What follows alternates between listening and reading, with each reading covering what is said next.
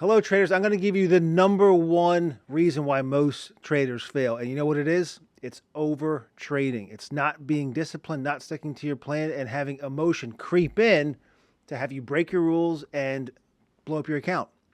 So make sure you stay to the end of this video, because at the end we're going to do a deep dive on a very exciting investment opportunity that I have on that I think you may like. But I want to talk about this very important aspect of, the emotional discipline, being very mindful that you don't get into this dangerous way of over trading and revenge trading and getting just out of your element. So it happens to a lot of new traders. Even more seasoned people can fall prey to it, but there has to be a mental trigger of saying, you know what, I took a 10% drawdown today on my account, I'm done trading for the day. That's number one. That's a great rule.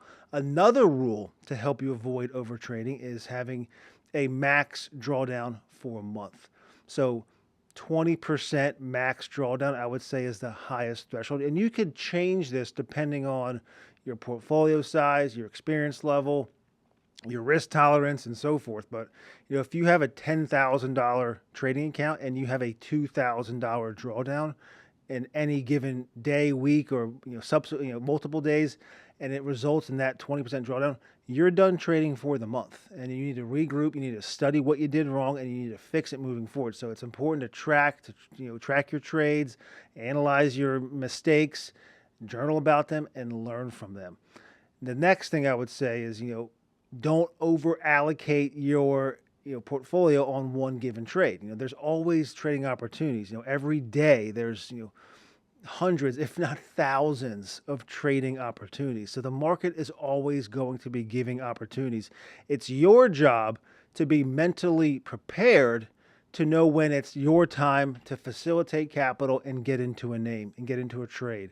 Whether it's bullish, bearish, or sideways, there's so many ways to slice and dice it. But let the market come to you. Don't force trades. That's part of the game too. So the third rule is don't force trades. Let the market come to you. Stick to your rules, stick to your plan, and let things come naturally. Okay, so here's the trade. It's on Google. We all probably use this name, whether it's for searching or YouTube, or they have a very Gmail, cloud computing. They have a very wide service offering, but the stock has taken a dramatic fall. This is part of letting the market come to you. As you can see right here, we're looking at the 1-year daily chart. Back in the beginning of February, the stock hit a high of $205 a share, give or take a few bucks. Now we're at 165.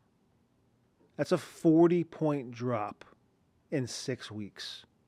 Why did that happen? The market pulled this name down because of the bearish sentiment, because of geopolitical uncertainties. This is part of the game. You can have good names like Google that are growing earnings, that have very strong fundamentals, that technically start to pull back. And this is about, this is an opportunity is what this is. So as a full disclosure, I do own shares of Google. I also have the 175 strike calls out to January 2026. So this is the options that I have. Those are the 27s, the 26s.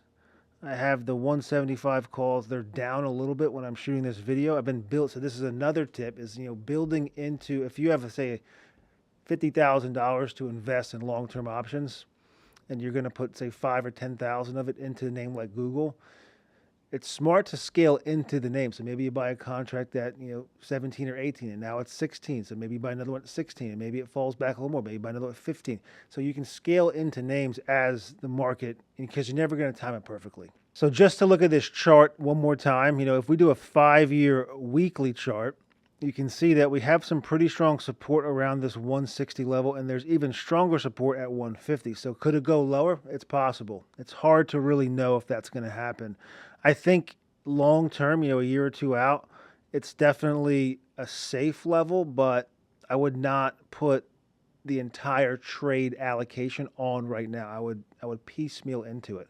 So maybe 25% or a quarter of your position you'll put on now. And this isn't going to work for people that have small accounts. So if you have a small account, you have to get yourself educated first and trade short-term options that are a lot cheaper. But if you have a larger account and you are using leaps, or you want to get involved in leaps instead of owning shares, or in conjunction with, which is where I definitely preach and where I fall. This is an opportunity. I also like the 200 strike calls for Google. So if we look out to January 2026 and we look at the 200 strike calls, they're $8.50 roughly. So this is a name where if we were going to buy 10 of them, you can see the deltas is the equivalent of being long 312 shares of stock. So right now, off the top of my head, 300 shares of stock of Google costs you about $50,000. I can get these leaps for $8,660 and have the same directional risk. This is why I love trading leaps, and this is why you need to understand this strategy, and this is what I talk about. It's a compound wealth building strategy. It's, in my belief, the number one wealth building strategy for longer term traders or investors in the stock market is buying long-term options. Now, there are risks involved.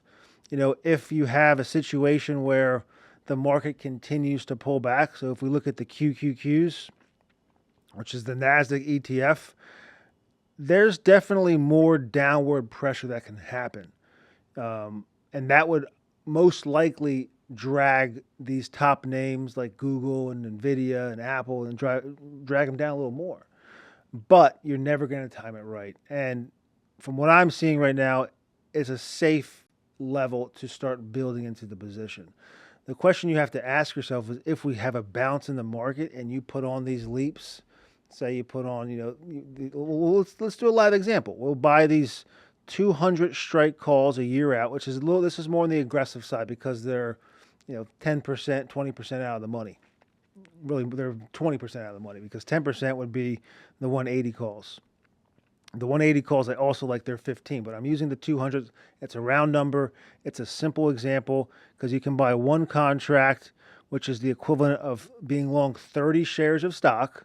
30 shares of Google stock is going to cost you about $4,000 or $5,000. So you can get the same directional risk for $850, $865. If the stock rebounds, 10 or 20 points, and these contracts that are $8 are now worth 13 or 15, you have to make a decision. Like, do you want to take that profit and, rinse and repeat? And sometimes the answer to that is yes. Why do I say that? A lot of times leaps don't perform well in a choppy market. And if 2025 is going to be a choppy year, these leaps are going to get chopped up. Chopped up meaning if we're moving sideways and you're buying options, especially out of the money options. If you're buying in the money or at the money and you're selling short-term premium against it, which is what I talk all about in the courses and in the Leaps letter, that's a way to mitigate the time decay. But if you're buying a long-term option that is 20% or more out of the money, these options will get hurt in a choppy market environment. If the market rebounds and we start to get all-time highs and we trend up, we have a decent double-digit year in the indices, like a 10 or 20% year. Like the last 2 years, we had 20% plus years. Great markets for bullish long-term leaps. Is that going to continue? Nobody knows. But what I do know is that as markets change, your strategies must change. So there's so much more I can talk about on this. Just in closing, Google, it's a very interesting name. Let's look at the chart one more time and just give you the long-term monthly time frame. And we're hitting this moving average on the monthly chart. As you can see, this big red candle that happened last month from 200 to 170, they don't happen very often. But when it does happen, it does raise the eyebrows and say, hey, maybe I should start building into a position. Why? Because earnings are growing. Why? Because the company is evolving into new industries. What industries? Think quantum computing. Think the Willow chip. Big news events have happened, and this company is not going anywhere. So what I would do, and this is what I am doing, is I own the shares because I want to be an investor before a trader, because that's where true wealth is built, is being an investor, owning stock, owning equity. You can get there and become an investor by trading, taking your trading profits and converting them into shares, taking leaps that work out well, exercising them into shares. So as you can tell, I love the business and I love that you're here, and I'm happy that you made it to the end of the video. So make sure you like and subscribe to the channel. So much more to talk about, but we're going to save that for another day. So all the best, and I'll see you in the next video.